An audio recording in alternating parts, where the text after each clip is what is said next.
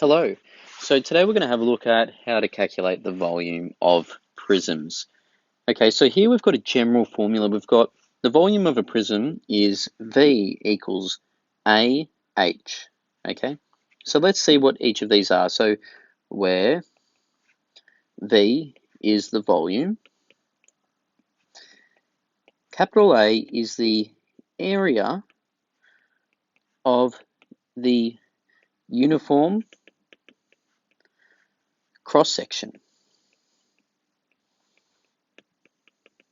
And I'll talk about this in a second.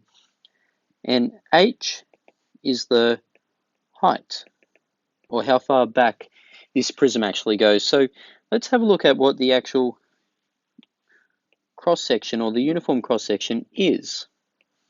So if I had a prism that looked like this, so it sort of looks a bit like a house, okay, so that goes there, and that goes down. Now, what I want you to think about is this area, it's going to be a face that if I were to slice this object, okay, in one direction, say along here and down, along and down, along and down, if I keep getting the same face here, then that would be the uniform cross section. Okay, and that's the area of the face that I'm going to have to calculate for this formula. Okay, where if I were to actually go, say, this way, okay, and cut across here, I would get something a bit like this, okay?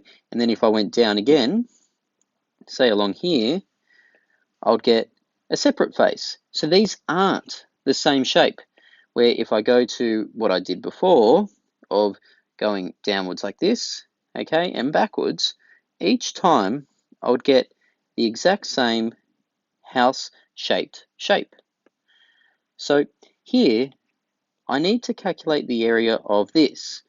Okay, so that is what the A is in this formula. Okay, so, and then I'll just multiply it by how far back it goes. So let's do some examples. Okay, so examples. So calculate the volume of the following.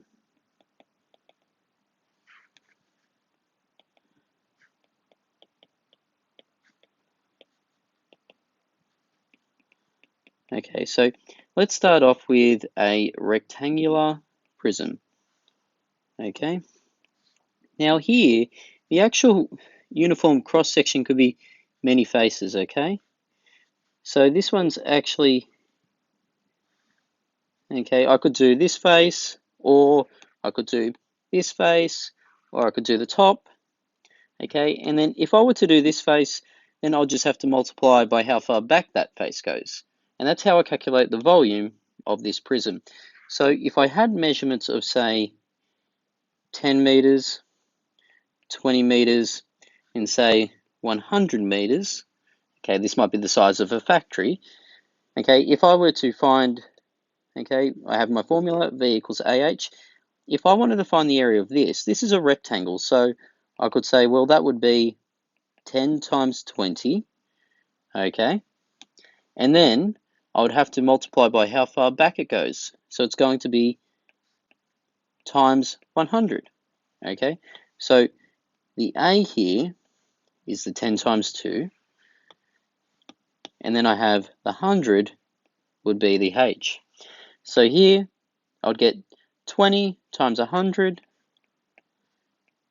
okay, which would be 2,000, and this would be meters cubed. Okay, so our units here will always be in cubes because we're working in the space of 3 dimensions. Okay, so volume is the space inside a 3-dimensional object.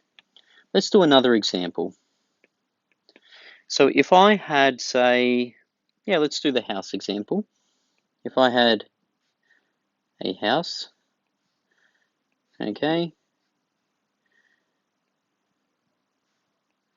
it's often a little tricky to draw these. And they said that the area of this is, say, 25 meters squared. Okay, and then this length at the back here would say, let's say, 20 meters. Okay, The way I could calculate this is I'd use my V equals AH. Here, the area was given to us, which is 25, and H would be 20. Okay, and I just multiply these two together, 25 times 20. Okay, a simple way to do this in our head is, well, 25 times 10 is 250, and then I can multiply that by 2. So that would give 500 meters cubed.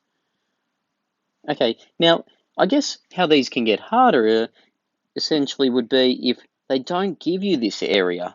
They might give you the dimensions, and this is a composite shape. It is made up of a triangle and a rectangle.